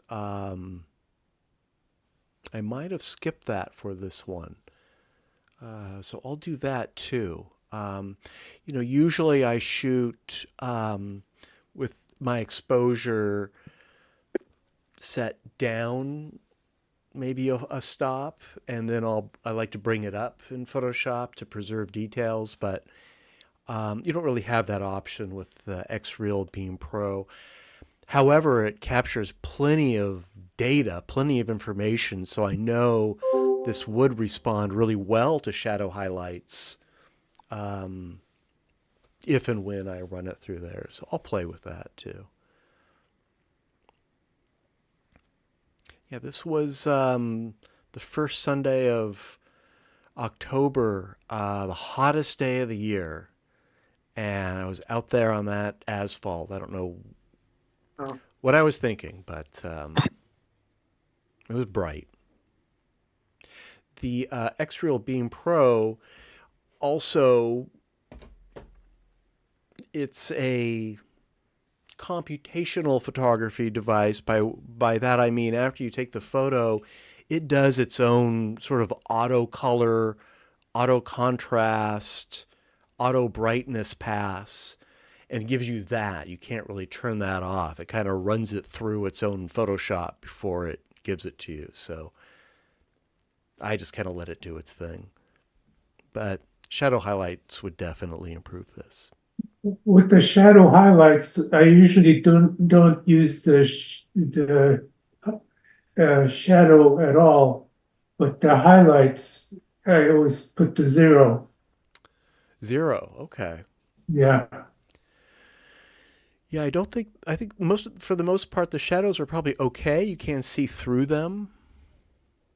But yeah, the highlights that van is very hot, and his shirt is also, and I don't think he's even wearing a white shirt. Maybe it was once white. All right, yeah, great advice. Thank you. I'll give this one another pass. This shot is also with my X-Real Beam Pro, and I'm a little farther away, so maybe it's a little more successful. And I'm tilting this up, but I guess the distortion is less noticeable. The title is Lifted Mustang, and I took this at the Orinda Classic Car Show. I think I showed a photo or two last month from that event. Not a whole lot of depth in here, but I think it works. That's nice. I like being able to see under and through to the scene outside of the shop.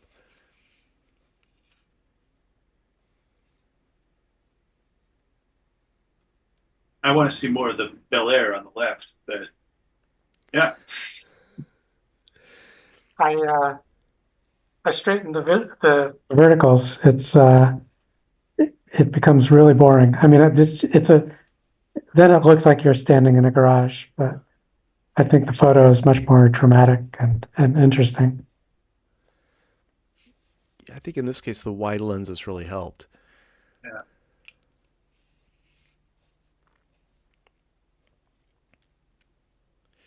I took, hundreds of photos, so I'm sure I have some of that Bel Air too. Just none worth writing home about.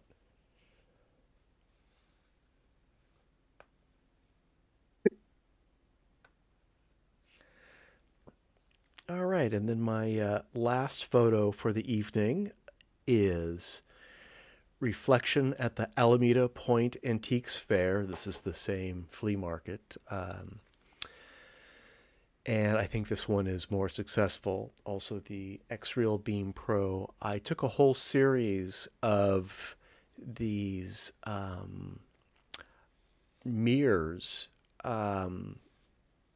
It was sort of a spontaneous decision to go mirror spotting. And I think they all turned out really well. I have 5 that I'll show over time. I'm not going to show them all at once because they get boring in a group. But I had a lot of fun with this. X-Real Beam Pro, I did some straightening and I had to crop quite a bit to get this. This represents maybe a quarter of the whole photo that I took. But I think it's still pretty sharp, and I think it turned out really well. Yeah, still have a lot of depth too. Looks fabulous, fabulous. The people in the background practically look like they were staged. They're so good, and the whole thing is wonderful. Oh, thank you. Yeah. 2 thumbs up. I'm glad you like it. You're going to be seeing a lot more mirrors at the flea market in the coming months.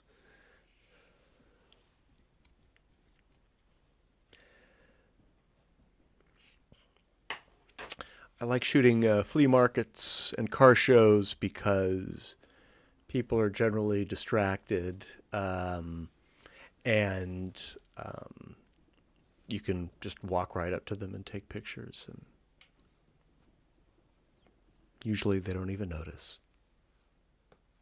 Well, you can also say, that's so good, I'm sending the picture to my friend to see if he wants to buy it.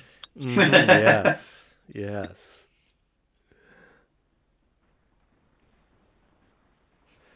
All right, thank you. Bob, your timing is perfect. Looks like we lost Steve. He's joining us again. And looks like you had a great Halloween, Bob. We're going to start off with Oz Family. Yeah, so I finally got a chance to test drive my X-Beam Pro. And what's your evaluation? I like it. I mean, it has its limitations, but I'm planning to take it on this trip to Mexico, and we'll see. I'll give you a review when I get back, but I like it. It's pretty sharp. Again, I'm not blowing it up to poster size, and I did do obviously a little cutting out here. Yeah, it's a great effect, that false frame. I did miss, there are a couple other members of the family that I didn't get. I stumbled on this wonderful block party in Fairfax on Halloween, and did some video, which I really liked with the X-Beam. It's quite impressive. And the ability to do screen grabs from the video, not as sharp as I'd like, but does give you a lot of options. Do you have the glasses? No, I didn't get the glasses. I may, and I'm still learning the camera. And it's a great way to present. It's a great way to present The Wizard of Oz. I've never seen anything even close to this, but it's fantastic. you talking about the movie? Yeah, or I just don't see Toto in there. I guess he's somewhere in there. Well, the people missing, the wizard is not there. Professor Marvel was actually in the parade somewhere. He was walking around the street, and I got him in a video. But yeah, and the Scarecrow also. Oh, The Tin yeah. Man. We're missing. Oh, doesn't matter. It's wonderful. Yeah, thanks. And I hear this did a pretty good. I don't think I boosted the saturation on it too much. As Matt mentioned, it does do internal adjustments. But I pay no attention to that wizard behind the curtain and just let it do its thing. Well, the original image is oversaturated too, which was intentional. Yeah, no, I thought, if anything can use a lot of saturation, it's wizard. Yeah.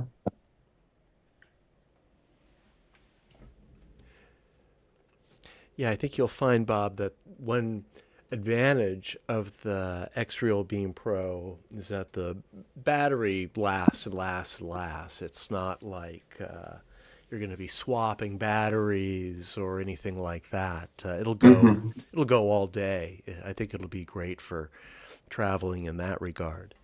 Yeah, I just have to figure out where the photos are stored on there easily. I'm still just learning the you'll menu. pick it up.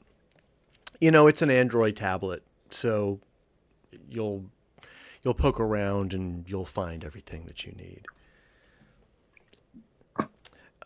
Next by Bob is Beetlejuice.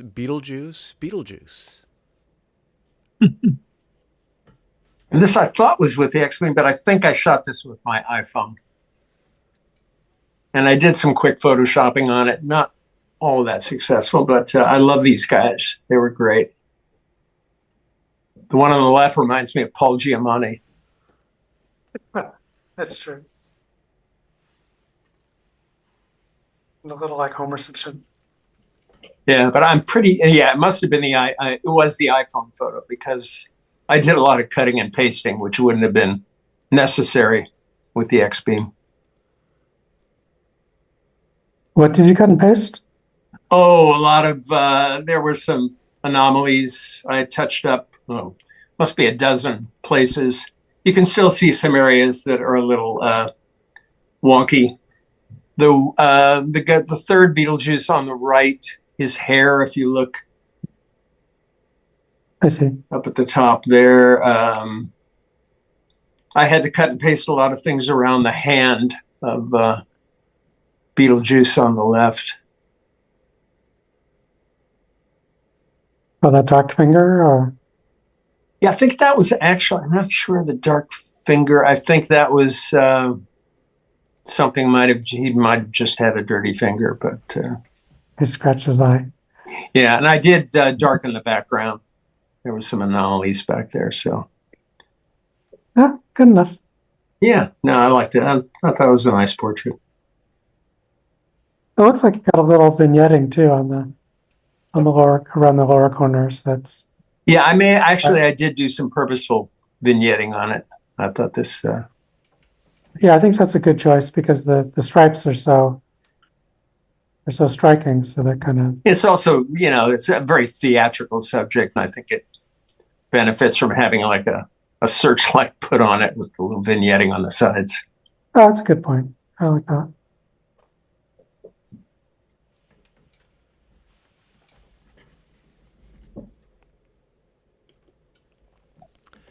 All right. Thank you, Bob. Sure. Up next is a Ghostbusters family. Well, Ghostbusters family is the title. Yeah, this, I had been down the street before and I found this house that these people had decorated. That's a homemade puff Marshmallow Man head on the roof that they did. Wow. And then I was visiting a friend and passed by this family of Ghostbuster lookalikes and told them about the house. And I said, I'll lead you to it if I can take your portrait. And so we followed, they followed my car down the street and kindly. Wow. That's dedication to the shot. Yeah. That's dedication to Yeah, Halloween big too. kudos for that. I assumed that was the family that lived there. I'm sorry, I didn't hear you. I said I assumed that was the family that lived in that house. Oh, no. Yeah, no, it wasn't. They were just Halloween revelers who happened to be dressed in that outfit. I said, "You've got to see this. Your house is down this block. You must come with me." That was worth it. I like the result is fantastic. Thanks. Perfect placement of the boy with the neutrino whatever- wand. Yes, with the wand extending through the window there. Yeah, I thought his outfit was great.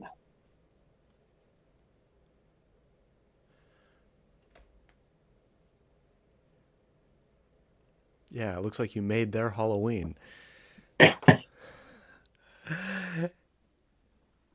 I tried to send photos. I brought some 3D glasses to hand out, and then I got some email addresses. So I still have to send this family their shot. Yeah, you're going to make their day. And what great expressions on everybody's face. I mean, they're just all so into it. All right, and then our last photo from Bob, maquis and tree. Did I get that right? Macaques. Macaques. Yeah. This is a shot I took in India this was with my Canon DSLR, and it's a conversion. Ah. And I did a little shifting on the leaf, the 3 leaves just above the top monkey's head was coming way through the window. So I shifted them over a little bit so I could get in a little bit closer. But I just love their expressions. And I think Immersity did a really good job. I didn't have to do much Photoshop work on this at all. That's a great photo. I would just ask for a little more stereo separation if it can do it. Yeah, I'm still learning Immersity as well. But, I could do some cutting and shifting on this as well. I also threw this through Topaz Photo AI, which is just amazing. It really sharpened up the faces.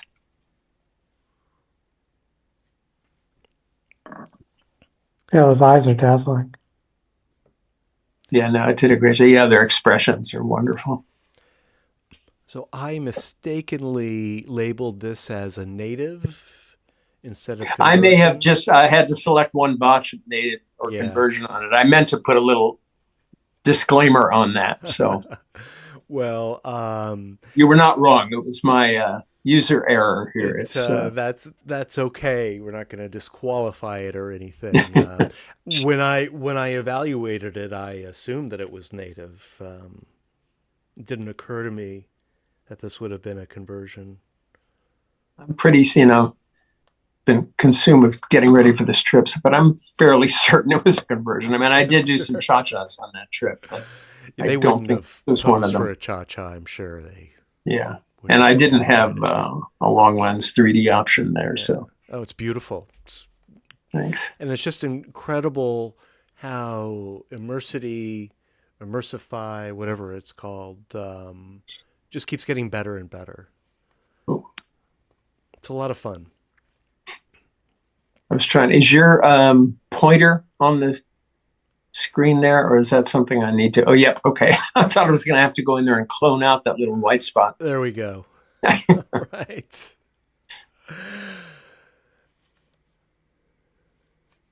Yeah. Any more comments for Bob before we move on? Well, that concludes the slideshow, but we're not done yet. And I appreciate everyone staying a little bit late. We're running a few minutes past our official ending time, which is par for the course. What I would like to do is have everyone who is willing and able participate in our poll. I will run through the slideshow again and name the titles and the makers. Bob, I know you may have missed some of the slideshows, so this will be your opportunity to see them in stereo briefly. Incidentally, in 2025, we'll be moving to something more sophisticated than the straw poll. We decided at our get-together that we're going to return to ranked choice voting. I'm not sure exactly what that's going to look like, but just a heads up. We're going to make this a bit more sophisticated and hopefully maintain the ease of use that straw poll gives us. But that's a little technical. Let's not worry about that now. Let's enjoy these photos and select our top 3. Of course, we're not looking for winners or losers, but we do want to identify the strongest compositions. You can use your phone or tablet to read that QR code, or in your browser, go to strawpoll.com/GGSS, and that URL stays the same month to month. That said, let me go through these quickly. I'm going to spend 3 or 4 seconds on each one. You can make your selections while I'm going through the slideshow or after. We'll start with 4 from Steve, Bunch O' Branches by Steve. Colorful Mexico by Steve. Dangerous Work by Steve. And Gardener by Steve. Next is Metal Recycling by Melinda. Split Staircase by Melinda. Tenting by Melinda. What You Get by Melinda. Business Park Illuminated by Setting Sun by Oleg. Hula Hoops Match Color of Decorations by Oleg.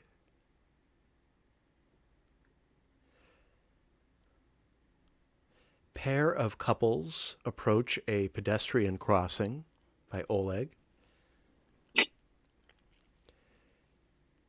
Visitors at Novato Museum's Painting Gallery by Oleg. Robert Kennedy Buffalo by Peter. Wendell Wilkie by Peter. As Sounds Turn to Noise from Behind by Matt. Flea Market Lamp Display by Matt. Lifted Mustang by Matt. Reflection at the Alameda Point Antiques Fair by Matt. Oz Family by Bob. Beetlejuice, Beetlejuice, Beetlejuice by Bob. Oh, Bob's entries are not on the poll. Oh, let me add those. Let me just show his last 2, and then I'll add those quickly. Thanks, I forgot about that. Ghostbusters Family by Bob. And I still don't know how to pronounce that. I think they're macaques. Macaques in Tree by Bob. Macaques, yeah. Macaques.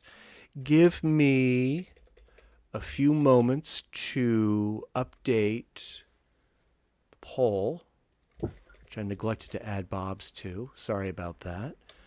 That's right. The macaques are anxiously awaiting this. This will just take a second. In the meantime, Matt, I couldn't get on the straw poll. I don't know if I did something wrong. is that right? How are you trying to get on it? Are you using like your phone or your computer? I'm using my computer, and I put in https://strawpoll.com.ggss, and it said, we're having trouble finding that site. I've got it. Yeah, I just try the link I put in the chat. Okay. Try clicking that. Sure, let me try that. And I if just that clicked doesn't on work, that. I'm there. Good, it worked. Thank okay. you. Hey, how about that? And while I am adding these 4 missing entries, which will just take me a moment, does anyone have any recommendations, 3D Blu-ray recommendations for Peter for his new Blu-ray 3D player?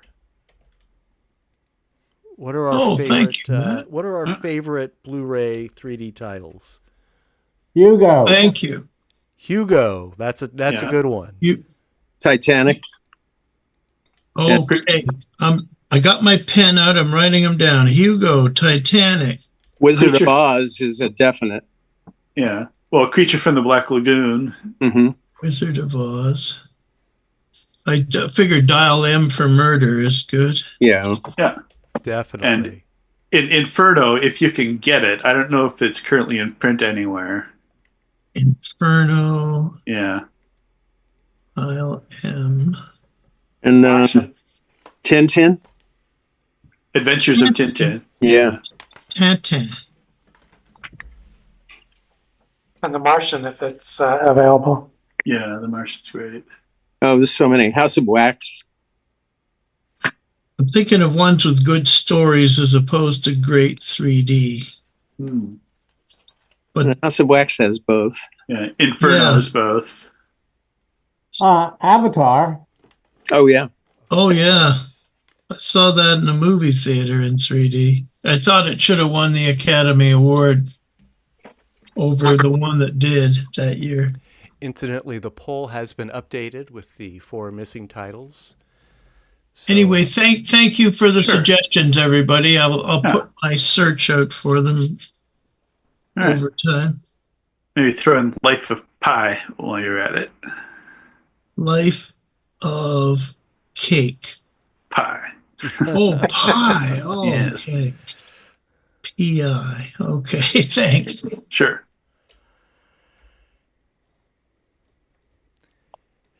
My rule on movies is the less aliens, the better. And cartoons. No aliens in The Martian. Great story. Martian, yeah. Actually, the human is the alien. He's the Martian.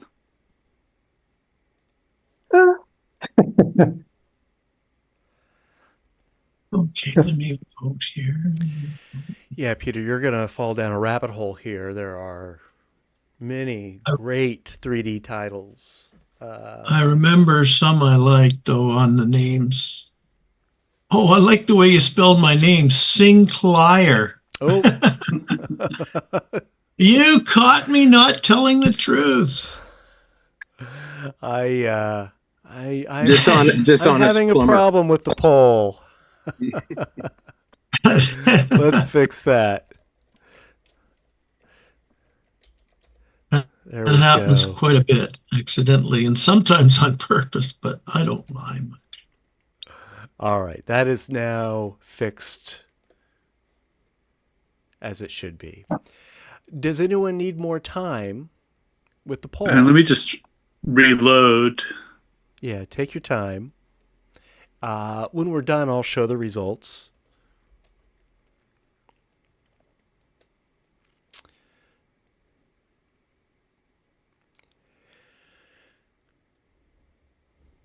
Can you put the barcode up again? Yeah. Yes.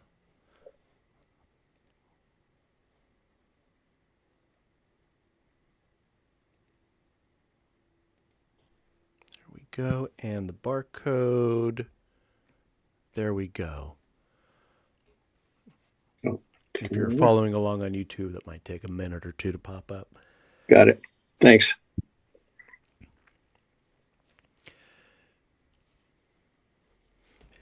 Yeah, Peter, if you don't like aliens and you don't like animated films, you'll find plenty of titles from the 50s, the original 3D movie fad. Please don't say Buona Devil, which I thought was a terrible movie. It is a terrible movie.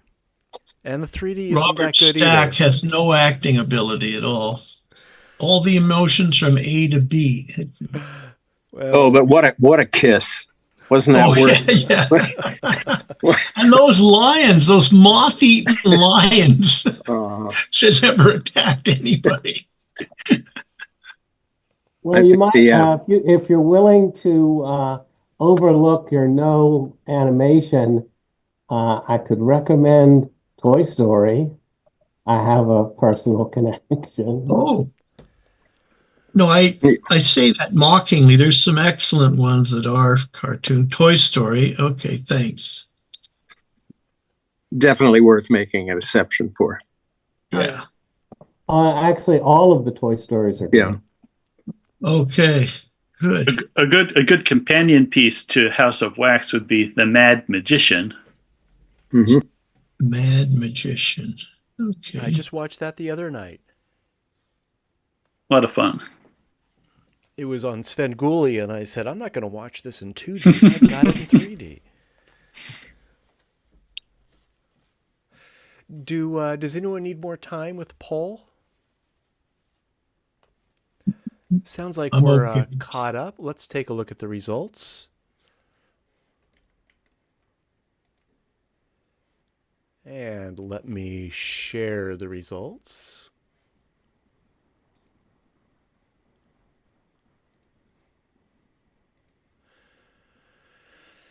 And here we go.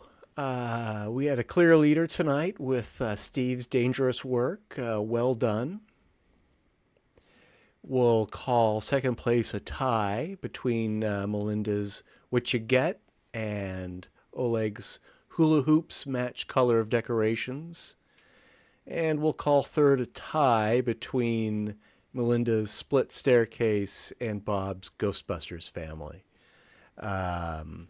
And I think that's pretty conclusive, or as conclusive as we can get with this small group and this simple poll. So thank you for participating. I will announce that we are meeting next week. I know this is kind of off schedule because we skipped last week, but we will be meeting on Tuesday, November 19th. Our special subject for next week is black and white. Is that right? I think so, yeah. It is. Let me just make sure because I hate to give. Yes, it is black and white. And I'll be accepting submissions up to Sunday night, Monday morning. You still have plenty of time to get your black and whites in for next week's meeting. And I hope you can make it. I realize that this might conflict with other schedules since this isn't our normal meeting date, but I do want to see you there. I'll just leave my Wendell Wilkie in there. Okay. All right. Okay. Thank you. Before we call it a night, does anyone have anything they'd like to conclude with? Sounds like that's it. We're already dropping off. All right. Well, have a great evening, everyone. I'll see you next week. Yeah. The YouTube presentation was only in 720p. Interesting. Mine looked okay. What device were you using to watch the YouTube stream? Was it a TV or a tablet? I was watching with the Lume Pad too. And I thought it was odd that it was in 720p, so I pulled it up on my desktop computer, and that's just all that YouTube was allowing you to have, or allowing me to have. Interesting. So. Thanks for sharing that. I don't know if you caught it. We were having trouble Not so much with the stream, but with the Lume Pad, the LeaTube app wasn't working for a lot of us. And yes, the fix from Herb was right. very much appreciated. Yeah. So there might be more going on here than I realized. Thanks for letting me know. I will investigate that. It's possible that something changed on my end, and maybe there's a setting in my broadcast software that I need to update. So I'll take a look at that. Thanks for letting me know. All right, everyone. Thank you again. Good night. See you next week. I thought it was odd that it was 7:20, so I pulled it up on my desktop computer and